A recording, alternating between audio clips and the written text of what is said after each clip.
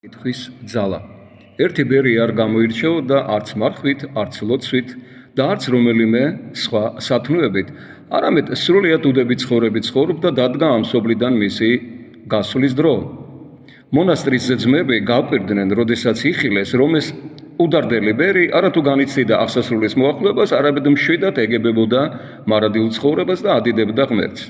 რატომ ხარ ასე გულთმხიარული, შენ ხომ უფლის საშინელ სამჯაროზე უნდა წარსდგეო? ეკითხებოდნენ ისინი.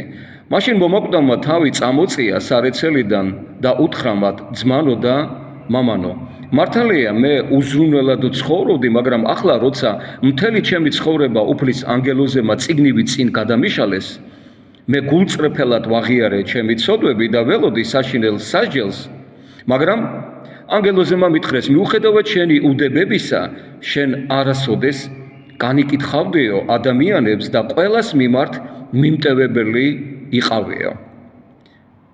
ამ სიტყვების შემდეგ მათ დახიეს ჩემი ცოდვების ხელწერილი. აი ეს არის ჩემი სიხარულის მიზეზი, დაასრულა ამით თქმა და მშვიდობით მიიცვალა უფლის მიმართ. გთხოვთ გამოიწეროთ ჩემი არხი.